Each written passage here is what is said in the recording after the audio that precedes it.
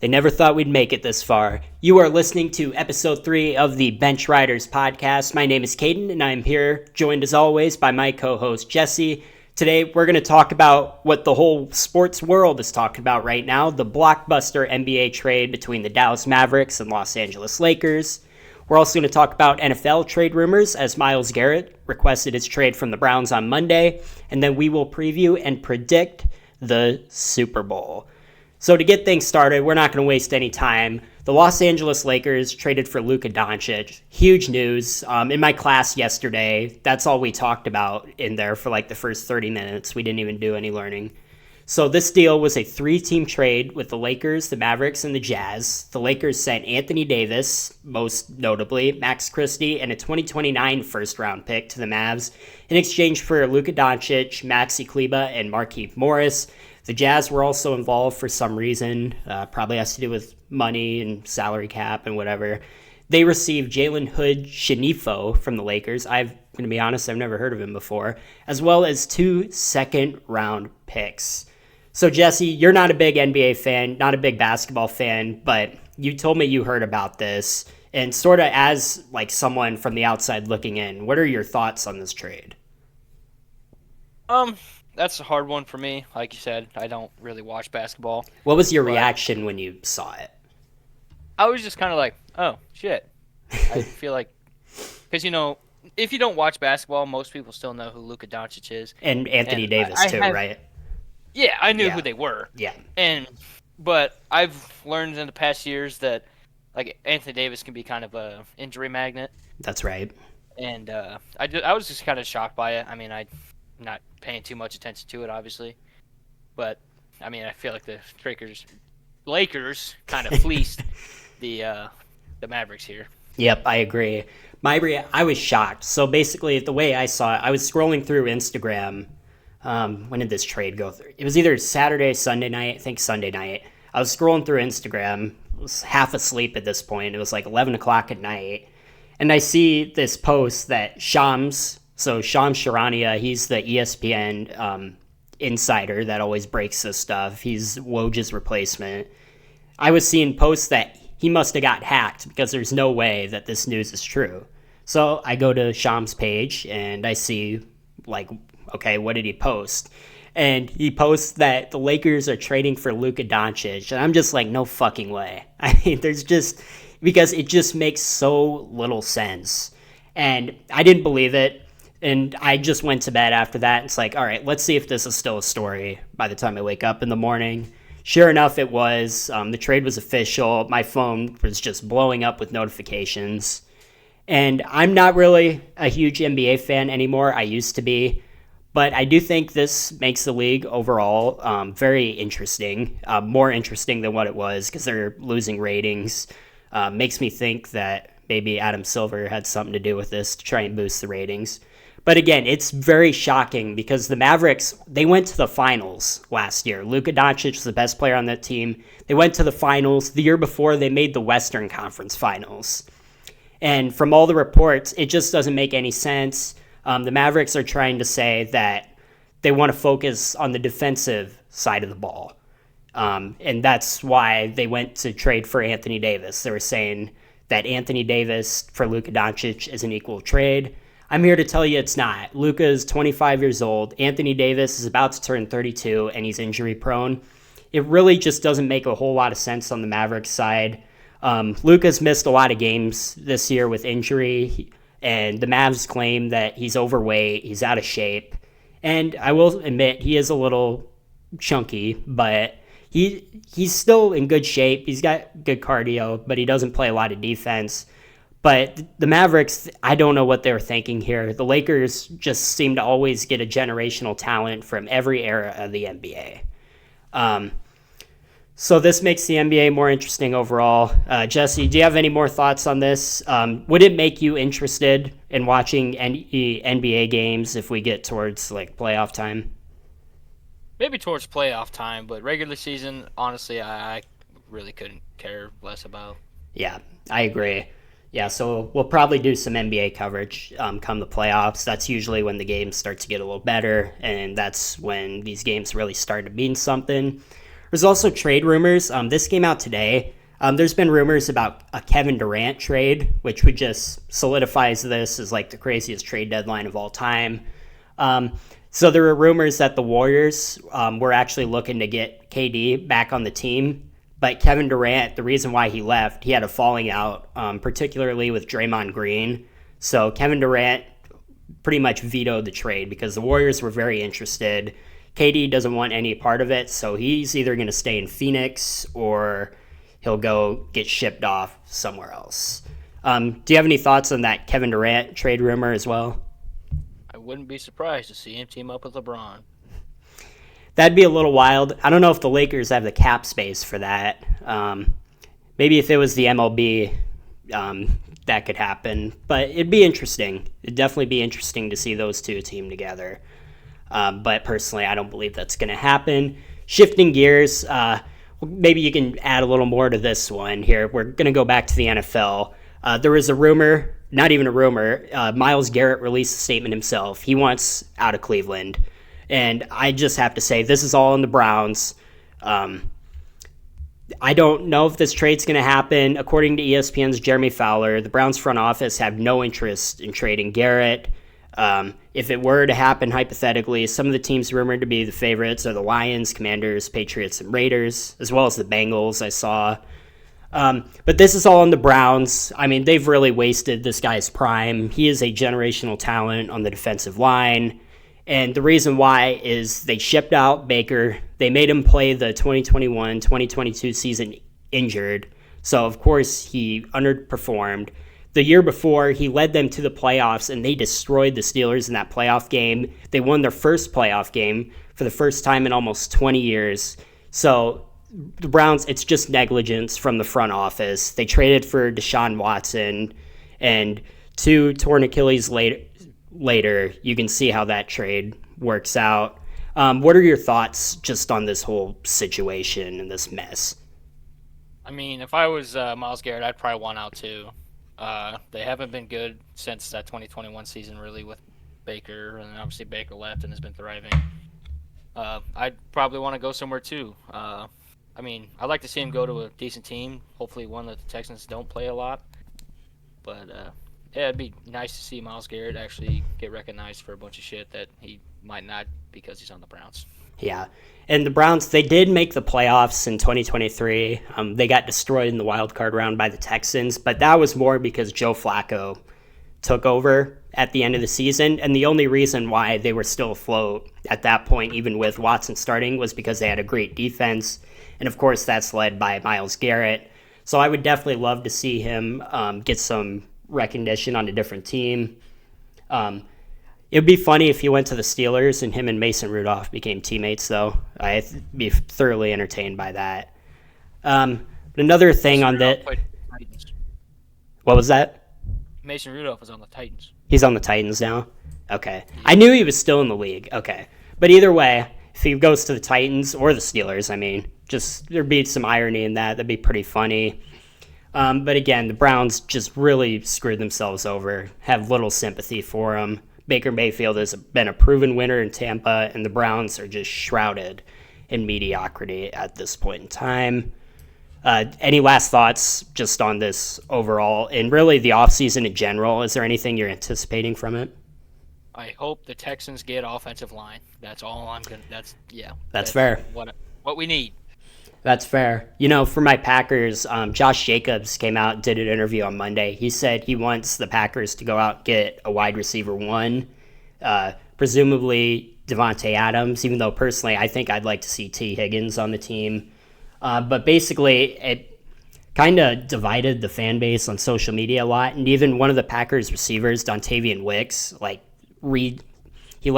quote tweeted the clip of Jacob saying that just with like a confused emoji, which this drama is not what I want to see. Aaron Rodgers is gone. This shouldn't still be happening. So frustrating as a fan, but that's personally what I'd like to see from this offseason. Before we get into the Super Bowl preview and predictions, we're going to go over the 2 NFC and AFC championship games very quickly. They happened a couple weeks ago. They're not that relevant anymore. But basically, the Commanders versus Eagles. Eagles won this one 55-23. some takeaways from this one. Saquon Barkley was incredible again. The Eagles dropped 55 points. And really the Commanders, they just couldn't get out of their own way. Their inexperience in these type of games really showed. They kept fumbling, turning the ball over. But Jaden Daniels is a star.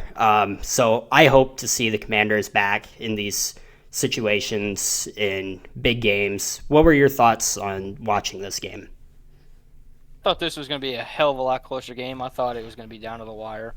And then the Commanders went on that, like, what was it, 10-play drive or something? It was 18 plays. Slow, methodical, and got a field goal, and then the Eagles just come out, first play, handed to Saquon, and he's gone for a touchdown. That was kind of the moment I was like, okay, this might not be as good of a game as I thought, and then the Eagles just ran off with it. Yeah, I expected this to be a lot closer as well. But again, the Commanders, I think they have a bright future, and I don't know if you saw this, they're actually going to be getting new uniforms this season. It's about time. I know. They look awful. So maybe that'll help them get to the Super Bowl. So anyways, moving on, we're going to talk about the Bills versus Chiefs.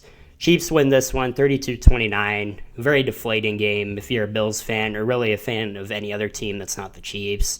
History repeats itself yet again. Bills played a really good game, just like always, but again, just wasn't enough. And then, of course, there was more controversy with the officiating.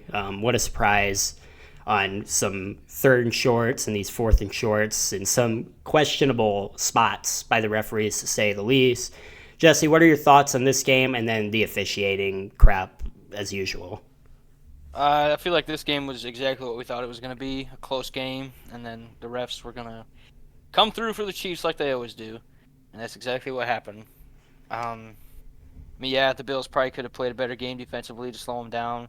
Travis Kelce, like always in the playoffs, gets hot and just dominates. And yeah, I mean, I was hoping for a different outcome. I think a lot of people were, but we know how it plays. Yep. And then as for just more on the officiating, I'm sure Chiefs fans are tired of hearing it, but honestly, it's the truth. Some reporter actually asked Roger Goodell the question of, like, do the refs, like, do they favor the Chiefs? Like, what are you trying to do here? You did see it? I did. Yeah, and Roger Goodell's like, man, that's ridiculous. Why would you even say something like that? And then I guess Travis Kelce was asked about it too. It's kind of weird. It makes sense to ask Goodell that. It's kind of weird to ask Kelce to do that. I want to be a reporter. I don't think I would ask that question to him personally. But basically, Travis Kelce was asked about it, and he's like, where are you guys trying to push this narrative?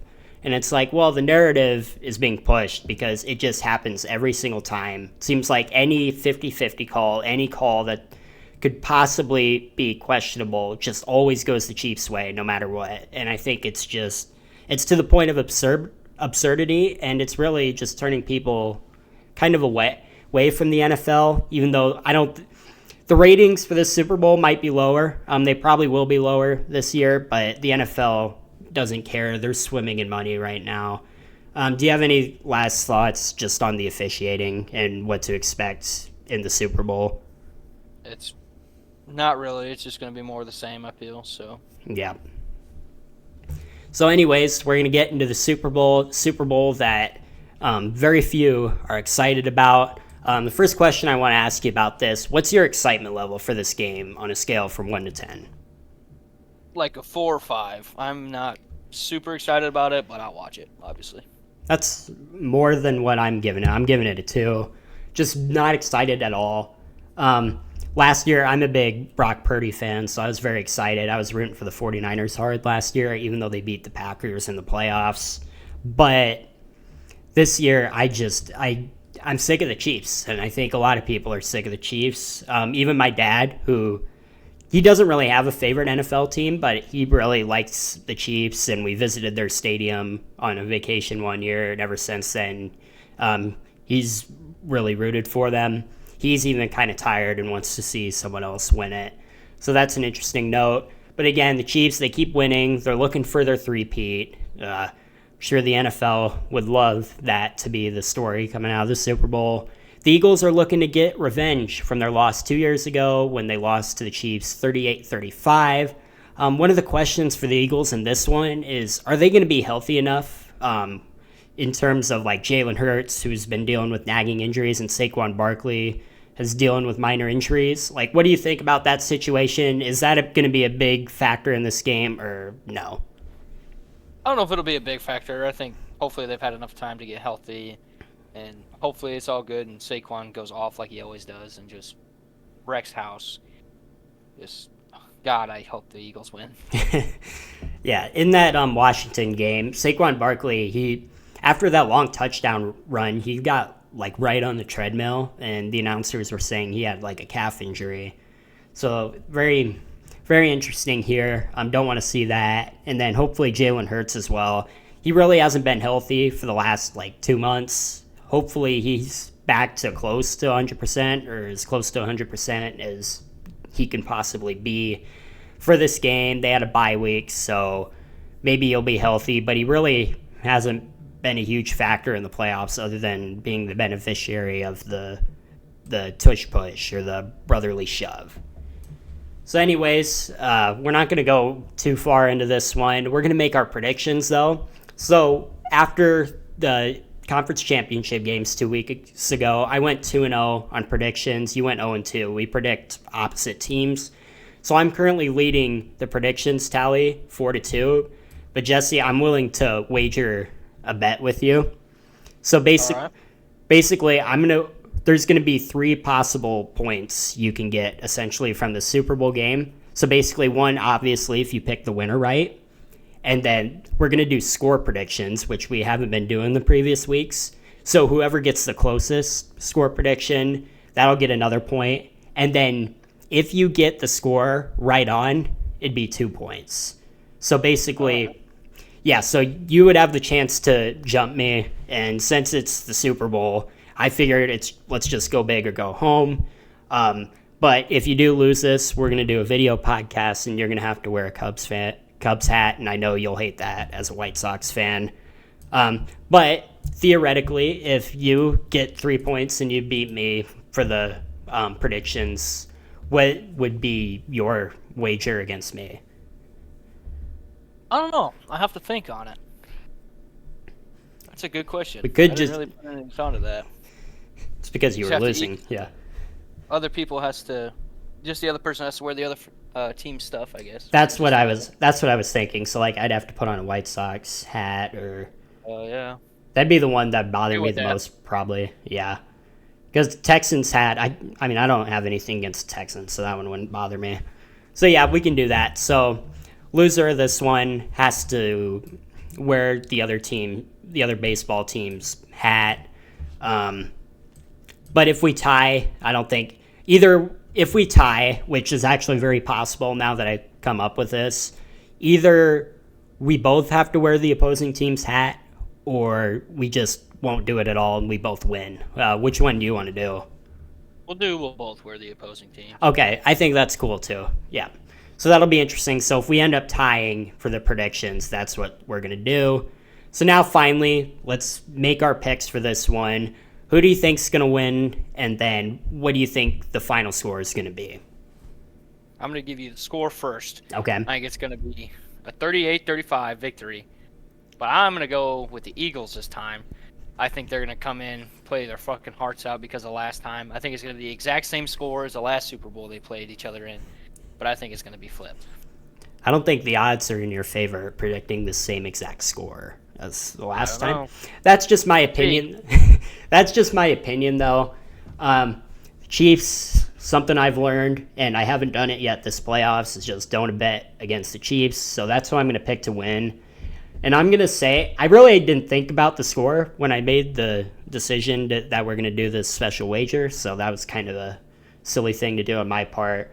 I'm going to go with, I think it'll be a little more low scoring than last time. I'm going to say 31-23, and then I'm going to pick the Chiefs to win this one, of course.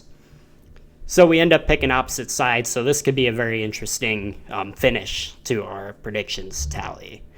So to wrap things up, we're going to debut a new segment on this show. It's called Extra of the Week. So each of us pick a relevant sports topic from this upcoming week or just a previous week. Anything, any news story really that happened recently, pretty much. So, Jesse, what did you decide for your extra of the week? I wanted to know your thoughts on the new Pro Bowl format, having it not be tackle football and be flag football. I know it's been like that for a couple years, but I just wanted to know what your thoughts on it were. Yes, I don't really have a strong opinion on that. I'm going to be honest with you because I really didn't watch the Pro Bowl before, even when it was tackle football. It's got a very similar problem like the NBA All Star game and the MLB All Star game, in that players just don't really give a lot of effort into that, I think you can say. Some do more than others, but it's just not a very fun game to watch, and there's no stakes involved. So it doesn't bother me too much, but if for people who do enjoy the Pro Bowl, I don't know if you did you like enjoy watching the Pro Bowl like in the past when it was tackle football? It was football. I think the last tackle football one I watched, like fully, might have been the year where they had like the gray and green and the gray and orange jerseys. You know what I'm talking about? Yep, I know. I I have it think in my that was one head. of the last ones that J.J. Watt played in, and for some reason that one sticks in my head a lot. And that was probably the last one I fully watched, and I really liked watching it back then because it seemed like, yeah, they didn't care as much as they used to back in the day, but they still, like, Odell had that insane catch from Matt Stafford and a bunch of stuff like that. So I used to enjoy watching it, but now I still enjoy the games part of it, like the tug of war, the dodgeball, all that. Hmm. But when it comes to the actual like flag football game, I personally don't enjoy watching it anymore. Yeah, the dodgeball is really fun. I always try and go out of my way to watch that every year. But like I said, never a big fan of it. One of the things you mentioned, J.J. Watt playing in the Pro Bowl and the Odell catch and stuff. When I think of the Pro Bowl, and it's funny because I was alive for this, but it was before my time. I would have been too young to remember it, even if I was watching. Is that big Sean Taylor hit on the punter Yep. when they did the Yep. fake punt? That's just always what I think of. Um, like when it comes to Pro Bowl and memories from the Pro Bowl. So that's an interesting aspect of that is gone now because it's flag football. So again, like those moments, like the Sean Taylor hit, the Odell catch, you're not going to get that anymore. I do think the flag football aspect of it is interesting because in 2028, the United States is going to have a flag football team representing the country, and there's going to be some NFL involvement in it. So I think that's kind of a good precursor to what we can expect from that. Just to take something positive from it. Also, people aren't going to hopefully get injured in that one. It's a lot less likely, so it's also a safer alternative. So again, my thoughts kind of in the middle on that one. So anyways, my extra of the week, MLB The Show 25 was announced. It's going to come out on March 18th, and I'm really excited for it because it's current gen only, which means the previous gen consoles aren't going to be holding it back. They'll be able to add more things to the game that they couldn't before. There's looks like from the trailers I've seen, there's going to be some new base running mechanics, which, I mean, I don't really have a problem with the old one, but trying something new isn't the worst thing in the world. Metal bats, that's going to be very satisfying to hit some piss missiles with those, so I'm excited and looking forward to that one. And then there's going to be high school and college in Road to the Show. And I played Road to the Show in 24, and it's just, that mode is so lame. I mean, all you do, you go through the minors and then you make the majors, but there's nothing to it. There's nothing like rewarding about that. So what are your thoughts on this game and then Road to the Show as well? I think it looks fun. I'm interested to see. I think the metal bats will probably only be for the high school and college versions of Road to the Show, Hmm. and which I've always liked Road to the Show. I don't know. It just gave me a sense of living out my dream, I guess. But I've always liked playing it. Road to the Show, honestly, might be one of my favorite, like, just chill game modes on there. Just get in, grind, play as yourself. The base running, it'll be interesting to see if they transfer that over to online or if that will be just like a Road to Show thing too. Because it interests me to see how they would make it play on if you're on the defensive side of the ball, trying to make the tag if you have to do anything special, or if it's just if it's going to be an online thing, how they'll combat it with the defense at the same time. So I'm excited for it. I'll obviously play it probably a lot. Yeah, But we're gonna be playing it together. So, hell yeah, so I'm excited for it. yeah, me too. Yeah, March 18th can't get here soon enough for me. But one of the things I was gonna mention about like the base running mechanics and like maybe the fielding mechanics is that in Road to the Show you actually have to do stuff. When you're just playing, um, like as the full team, like we like to play the co-op mode, and it's really just pretty simple. You don't have the controls aren't too complicated. You just have to know the buttons on which base to throw to. In Road to the Show, though, when I played it, I was a third baseman. I struggled so bad trying to get people out. I was the worst third baseman maybe of all time. Yeah, I don't know why. I never got a grasp for the controls on it. Maybe it's because I didn't play it enough. Maybe I just needed to practice. But I don't know. I just thought it was weird. And I was always overthrowing it, and I was giving up runs because I was making crappy throws. So it'll be interesting. I might have to skip class that day to practice before you get off work, so then we can go and win our first game together. So, Hell yeah. so that'll be interesting. Any final thoughts on just the Super Bowl or any sports topics this weekend? What's something you're looking forward to just in the upcoming months? Baseball season. Hell yeah. I think pitchers and catchers report in like 26 days. Then another, I think, 10 days after that, everyone else does, and then spring training starts. And I think opening day is 50 days away, I think.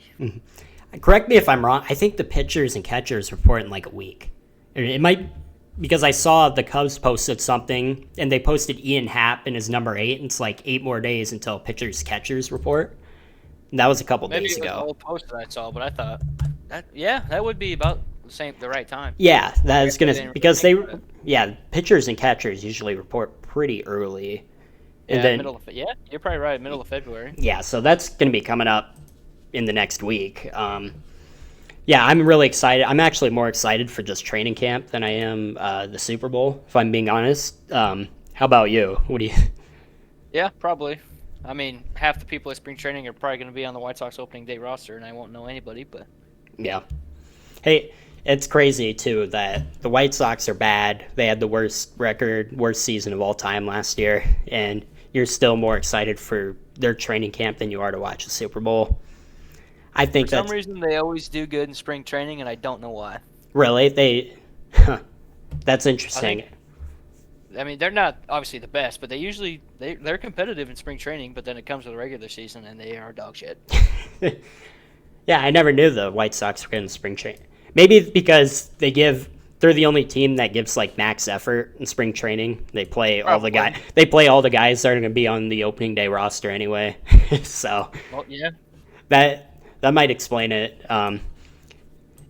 Yeah, so things are probably not going to be very good for the White Sox. I actually saw something that they actually weren't projected to have the worst record in the MLB. I can't remember who was to have the worst. I know the A's were a couple above the White Sox, but the White Sox only had the second worst projected record. So maybe that'll give you some hope. Would you consider that a successful season if they finish with like 60 wins instead of however many they had last year? Yes. As long as we're not the worst team in baseball, I feel like it'd be a win for us. Yeah. I remember you mentioning to me a couple weeks ago that each year you just progressively lose like another 20 games. Yep. It was really funny. It'd have to be quite the just horrific season for them to drop another 20. But I think they'll break the trend. I think they'll win at least like 10 more this year. Because it's regression to the mean goes the other way too. And I think they'll get some good performances out of guys like Luis Robert, who are still there, at least until the trade deadline. So, better not trade him, I swear to God. It's gonna. Hey, I mean, well, don't you want him to go on a team that can compete though? No, I'd rather have one good player to actually look forward to watching. That's fair, and they do need to sell tickets too. So, having a star player will help that's actually worth going to see. But I think we're gonna wrap this one up. I thought it was a great show today. I want to thank all of you for listening, if there are any of you, and we will see you for episode 4, where we'll talk about the Super Bowl. See ya.